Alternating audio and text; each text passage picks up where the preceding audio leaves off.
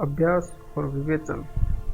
परमात्म तत्व की प्राप्ति के साधन दो प्रकार के हैं, क्रिया प्रदान और विवेक प्रदान। क्रिया प्रदान साधन में अभ्यास की मुख्यता होती है और विवेक प्रदान साधन में विवेचन की मुख्यता होती है। इन दोनों में से किसी भी साधन को करें, अंत में विवेक की मुख्यता से ही परमात्मा तत्व की प्राप्ति होगी। कारण कि क्रिया का तो आदि और अंत होता है, पर विवेक का आदि और अंत नहीं होता। अतः परिणाम में क्रिया का तो अंत हो जाता है और विवेक तत्वबोध में परिणत हो जाता है। विवेचन का स्वरूप है गहरा विचार करना कि तत्व क्या है। विचार करने से जो अतत्व है उसकी निवृत्ति हो जाती है।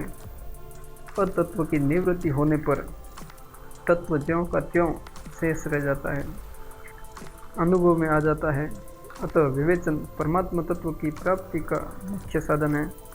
शंकराचार्य जी महाराज कहते हैं, दीर्घ रोग क्या है? हे साधु, संसार में आना जन्म मरण ही दीर्घ रोग है। उसकी दवा क्या है? विचार ही उसकी दवा है। कारण कि अविचार से ही बंधन हुआ है। विचार दो तरह का होता है, एक विचार करना होता है और एक विचार उदय होता है। जो विचार किया जाता है उसमें तो क्रिया है, परंतु जो विचार उदय होता है उसमें क्रिया नहीं है। विचार करने में तो बुद्धि की प्रधानता रहती है, पर विचार उदय होने पर बुद्धि से संबंध विच्छेद हो जाता है। अतः तत्वबोध विचार करने से नहीं होता, प्रत्युत विचार उदय होने से होता है। तात्पर्य है कि तत्व प्राप्ति के उद्देश्य से विचार करते करते संसार के साथ मेरा संबंध है ही नहीं, परंतु ही नहीं, संसार के साथ मेरा संबंध है ही नहीं, हुआ ही नहीं, होगा ही नहीं, होना संभव ही नहीं। इस विचार का उदय होता है। विचार का उदय होते ही विवेक बोध में परिणत हो जाता है, अर्थात असत से संबंध विच्छेद हो जाता है और संबंध विच्छेद होते ही तत्वबोध हो जाता है। विचार का उदय होने को ही गीता ने स्मृतिर्लब्ध कहा है। विवेचन से विचार का उदय होता है और अभ्यास से नई अवस्था पैदा होती है। उदय होना और पैदा होना दोनों में बड़ा अंतर है। जो चीज़ उदय होती है वह पहले से ही विद्यमान होती है और जो चीज़ पैदा होती है वह पहले से विद्यमान नहीं होती। जैसे सूर्य उदय होता है, पैदा नहीं होता। हमारी आँखों के आगे से आड़ हट जाती है तो उसको सूर्य का उदय होना कह देते हैं, और आगे आड़ आ जाती है तो उसको सूर्य का अस्त होना कह देते हैं। जिस जगह से सूर्य का उदय होना दिखता है उसको उदयाचल कहते हैं, और जिस जगह से सूर्य का अस्त होना दिखता है उसको अस्ताचल कहते हैं। वास्तव में प्रत्येक जगह ही उदयाचल और अस्ताचल है। ऐसे ही अविचार अज्ञान की आड़ अड़ जाती है तो उसको विचार का उदय होना कहते हैं। वास्तव में अज्ञान है नहीं, तभी वह मिटता है। अज्ञान का अर्थ ज्ञान का अभाव नहीं है, प्रत्युत विवेक का अनादर करना, जाने हुए को महत्व न देना, ये अज्ञान है। जीव सत्य संकल्प परमात्मा का अंश है। अतः जब यह अपने में अज्ञान को स्वीकार कर लेता है तब अज्ञान की सत्ता न होने पर भी सत्ता दिखने लग जाती है। इसलिए अज्ञान का नाश एक ही बार होता है और सदा के लिए होता है। कारण कि जब अज्ञान की सत्ता ही नहीं है तो फिर पुनः अज्ञान कैसे होगा। अतः नित्य निवृत्त अज्ञान की ही निवृत्ति होती है और नित्य प्राप्त तत्व की ही प्राप्ति होती है। अभ्यास से अप्राप्त की प्राप्ति होती है और विवेचन से नित्य प्राप्त की प्राप्ति होती है। अतः अभ्यास सांसारिक वस्तु की प्राप्ति में काम आता है और विवेचन परमात्मा तत्व की खोज में काम आता है।